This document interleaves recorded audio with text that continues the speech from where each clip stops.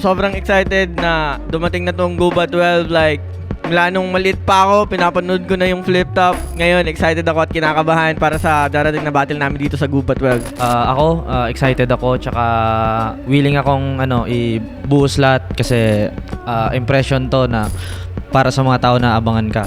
Sa tingin ko, sobrang galing ni RG sa punchline, sa references. Sobrang galing niya sa technical stuffs. Gagawin ko ang lahat para malamangan ko siya sa presence. Tapos sa aggression naman, babawiin ko.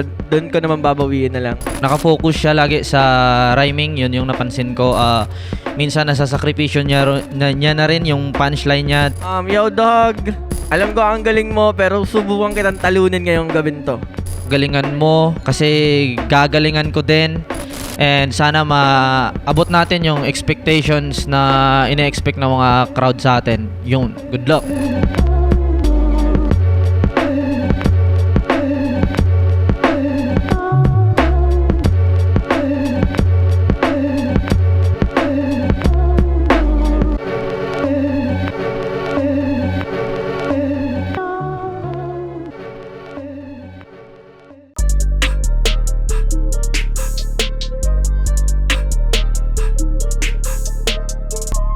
Check. Guba 12, day 1 dito pa rin. Mariners Court, Cebu City. Pangalawang laban na ng gabi. Isang malaking shoutout sa lahat ng mga kasama natin dito.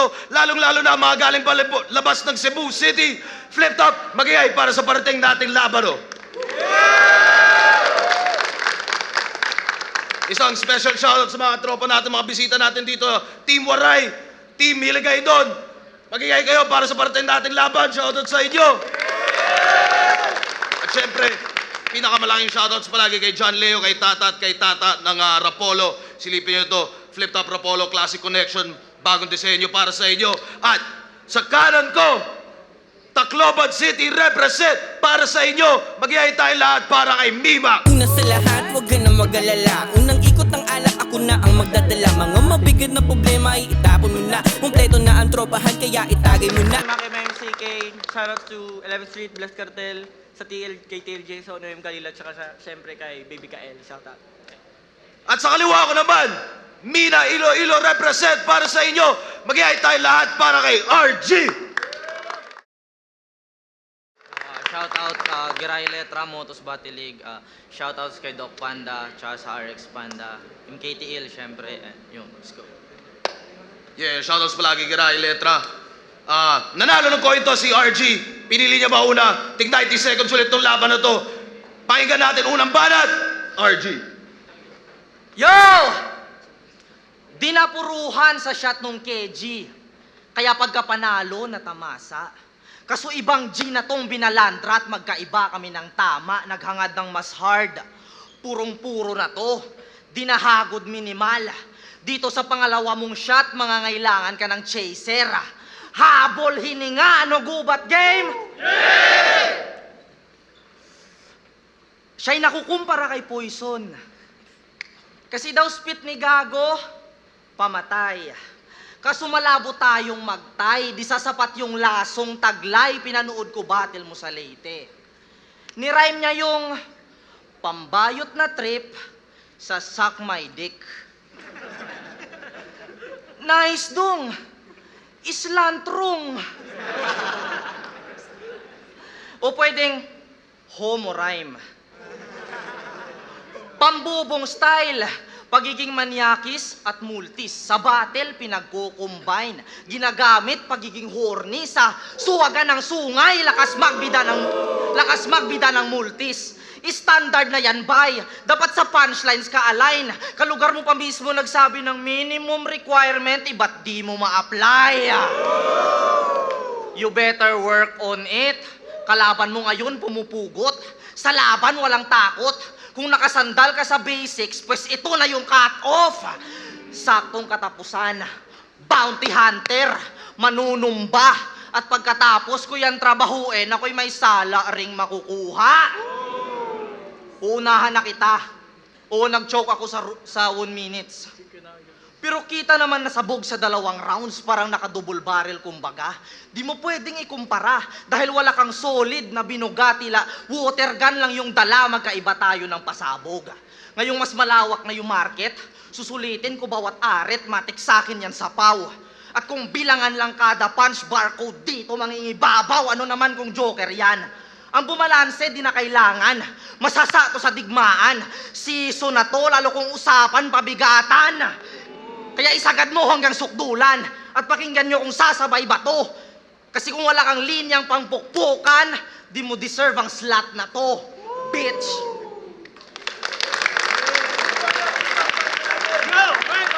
Yo!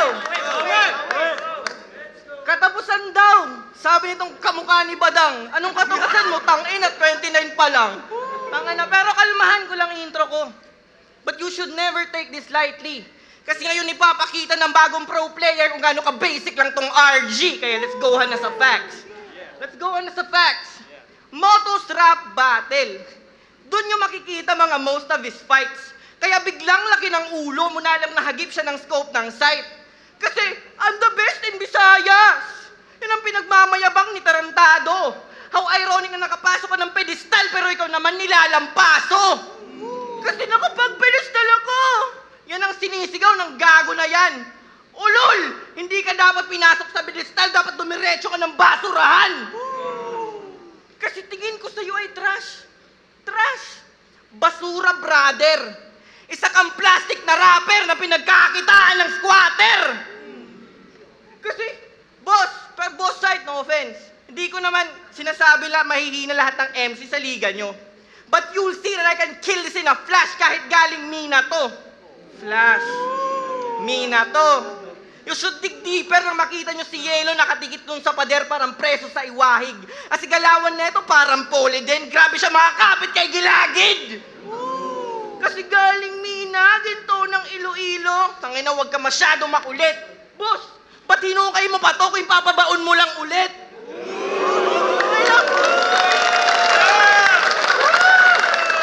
Kasi ginto ng underground, tangina masyadong pabida.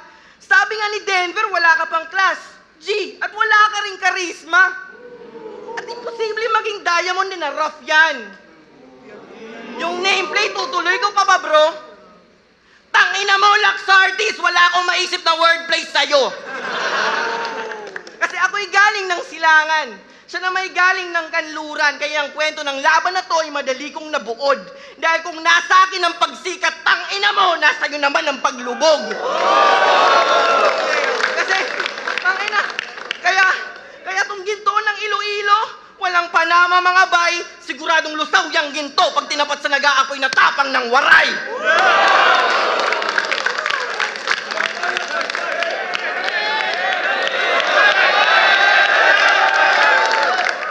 Yo! Nung nag-post si Arik ng rookie sa 1 minutes, shiner ni Gago sabay sabi, manifesting gubat. Idi congrats! Yung tadhana mo sumakto. Pero anong silbi ng pagmamanifest kung manipis lang yung tsansa mo manalo? O dinasal mo umabot sa ganto. Pero lamon yan anyway. Ako yung magsisilbing predator. Diyan sa nagpipray. Kaya kahit may Bibliyang dala at yak mababaliwala, ako'y demonyo kumatha. Pagkat isa sayawang di madadaan ng samba. Sabi ni boss, posibleng last battle na natin to. Kaya mas dapat nahasain. Walang sapak na sasayangin. Pero kung eto nga yung huling sayaw, iinda ka sa akin. Ganun mag-scheme dito sa game. Kumukonekta. Bawat kick yak tatalsik kada hit ko benga. At kung di magets yung tema, ikay binugbog gamit sayaw na parang kapuera. Pero may tracks yan. Basura laman, ano yun? Trash can. Kasi panay, oh, the tune. Na may konting kanta. Ayos sana kung yung lyrics solid aba. Kaso, bobits katha. Probinsyano na nga tayo, king ina, nagpapaka-prom di ka pa. Tas lakas mo sabihan na no-namer si KG. Eh, unknown naman. Okay. Sus, tigil mo men. Di ba 20 views lang kanta mo? Tangina mo, no-namer ka din. Dapat dito barilin sa ulo. Saksakin kanyang panga.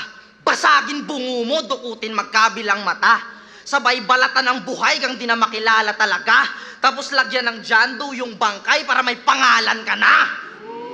Oo, nang salang mo to. Kaya sana wag ka mag-joke sa harap ng mga yan.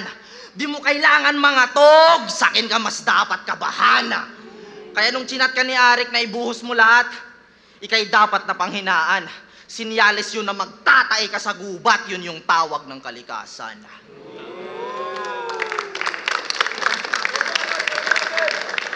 Yo! Napanood ko battle nila ni Hard Cubes. And fortunately, yung kalaban niya yung pumanaw. Pero doon ko napagtanto na ito pala yung sinasabi nila na yung magnanakaw galit sa kapwa magnanakaw. Kasi in-expose mo siya. And in-expose ka din niya that night.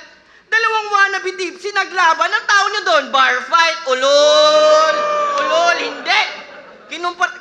Hindi ko kinukumpara skillset mo kay tipsy. Huwag ka masyadong maaning. Kinumpara lang kita sa kanya kasi kagaya na magnanakaw ka lang din. Nagdagaan yung mga daga. Tangin na pang-snitch yung pang-snitch yung galawan nyo, bobo. Pang-snitch yung galawan. Ay, putang ina. Kasi nagdagaan yung mga daga. Pang-snitch yung estilo nyo, bes. Ninakawan nyo yung magnanakaw para kayong kutungerong pulis. Kaya dapat may karuparusahan. Yung napili mong gameplay, G, marapat lang na we keep R behind the bars, parang R. Kelly. Kasi pati si GL kinokopya niyan. Tangin na, style mo pambobo. Wannabe waray ka lang, ako purong mandirig mampintados ang nananalaytay sa dugo ko. Kasi kakagaya mo kay GL, yung movement ng karera mo palpak. Paano under train of thought neto kung wala man lang tracks? Kasi kung wala kang solong tracks, tingin ko sa'yo'y wak na rapper. Kaya pala wannabe alcoholic kasi masyadong focus sa battle. Kasi batak na sa battle yan. Ang maging superstar sa liga, yan ba ang aim mo man? Ha? Yan ba ang aim mo man? Eh di ang baba pala ng main goal mo, side quest ko lang. Kasi trip ko lang to. Ginawa mo ng karera ang Bowflex mo. Inuubos mo oras mo sa pampalipas oras ko. Kaya pero kung ikaw man ang buwan na magliliwanag sa gabi na to, wala na akong pakialam doon kasi alam ko na yung sinag na dinadala mo ay di naman galing sa'yo. Ha? Kaya dapat atulan to ng plagiarism na may kasamang fraudster at i-terminate na sa liga tong makatang-il kasi sa liga cancer. Ay kung puro nakaw na lambay, yung mga bara mong taglay, parehong R2 at RG matatapos sa waray. Winner-play niya yung battle sa battle bago. Alam nyo ba nung 1 minutes, dinis niya si Penpluma, badang at Unico. Shit, palakpak palahangad. Sa ganong mga MCs, gusto niyang matapat agad, atat na atat makaangat sa mga big names, panay patag, nagsigig patagad-tagad. Kupal! Sa ganong platform, sinulit pagkakataon na magbanggit ng pangalan porket wala siya nun. Gustong makipagduelo doon kay Pluma? Magkaiba tayo ng tumbok.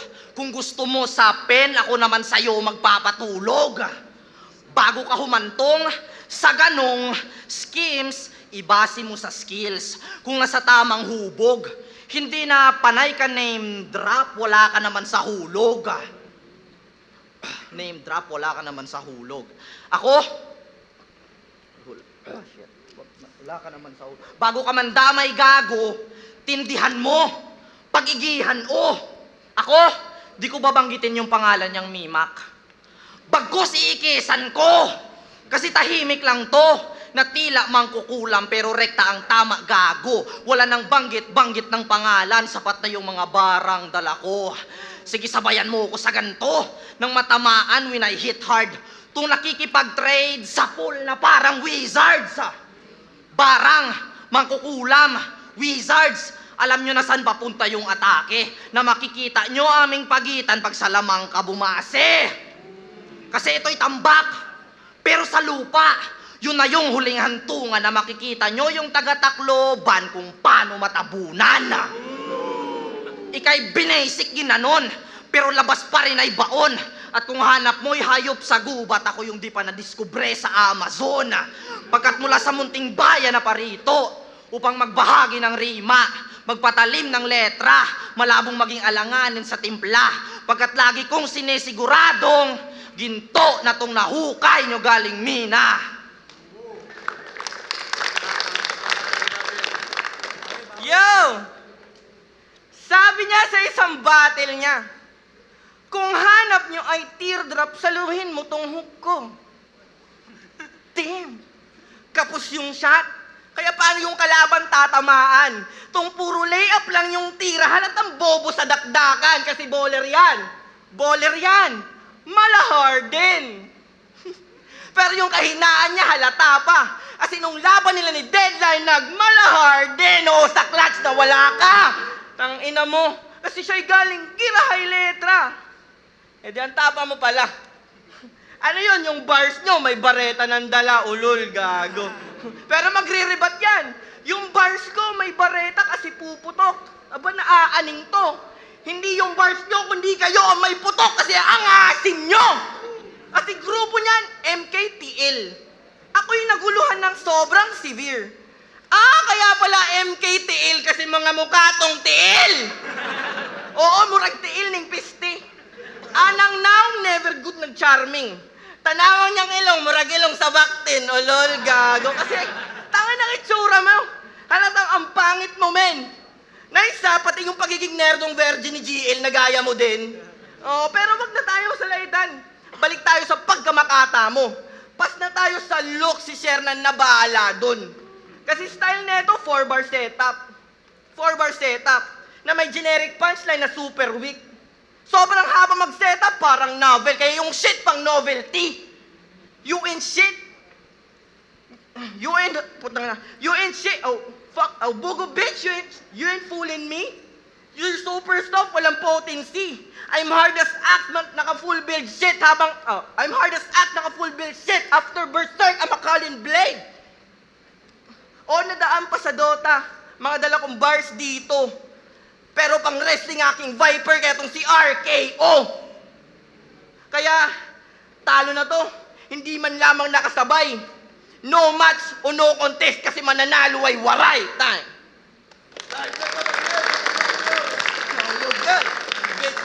Buba 12, Mimac vs. RG, mag-i-ice pang best para sa kanilang pareho.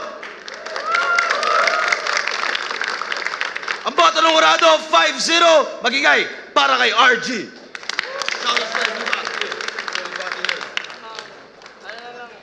Consummation price ng Bobong Talo. Shoutout sa mga tropa ko na Volcadape anniversary, just kay Kael, sa TL ko, kay OF. Thank you. Yo, sobrang salamat sa mga nanood. Sana nag-enjoy kayo doon. And shoutout sa mga tropa ko sa Mina, Tibaiti syempre. And kagrupo ko MKTL, sila Mayor, sila Vencer, sila Aneyas. Yun, maraming salamat. Arex Panda palagi. Tsaka Realidad Clothing, Sir Mark Garcia. Yung Ayo, sa laban na yun, pukpukan.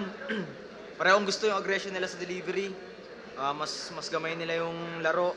Mas nagustuhan ko lang yung performance ni RG kasi mas malinis, mas maraming punchlines na pumasok. Medyo dragging yung round 2-3 ni Mimac pero solid yung performance niya para sa akin na kuha niya yung delivery. Pareho sila ng aggression sa delivery kaya pero mas lumamang sa akin sa punchline tsaka sa ayun, si RG. Yun lang, di ba boss? Sir, binoto ko si RG. Para sa akin yung pinakamalakas ni Mimac yung round 1 niya. Akala ko magtutuloy-tuloy na yun eh. Kung pwede nga lang ipatas eh. Siguro yung nilamang ni RG dito, yung linis ng performance. Pero kung pwede ipatas, patas para sa akin.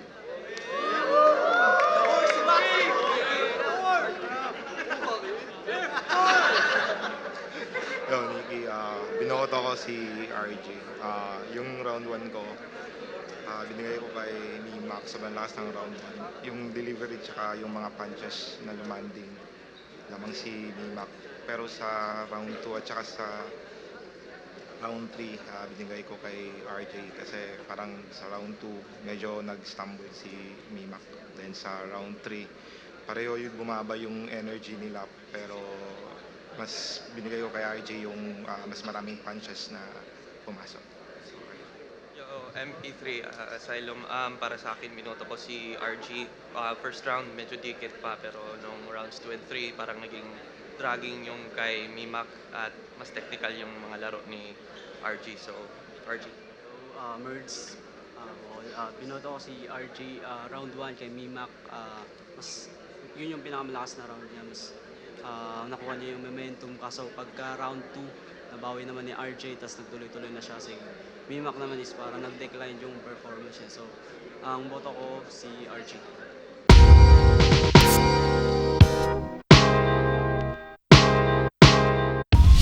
Ang lakas ng round 2 niya. Yun yung round 2, parang after ng round 2 niya, naisip ko di na ako mag-spit eh. Yun lang. Pero binigay ko pa rin. Pinilit, pero yun talaga, malakas kalaban eh. Kasi ako'y galing ng silangan.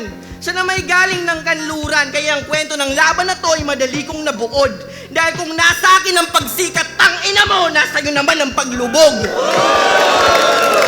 Siguro yung round 1 namin sa battle namin na yun, feeling ko either way yun eh. Yung nung round 2 parang nakabitaw ako ng isang punchline na palagay ko, alam ko sa sarili ko na parang akin na to, yung round 2. Then yung 3, yun nag-joke ako. Akala ko talo ako eh. Kasi meron akong feeling na akin eh.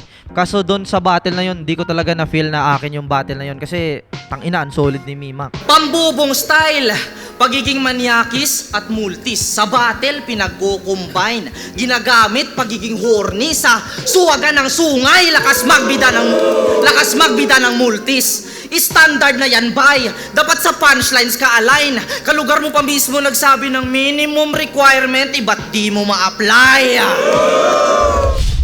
Meron akong clothing line, 11th Street. I-search nyo na lang sa Facebook, 11th Street CO. At saka meron namin tracks.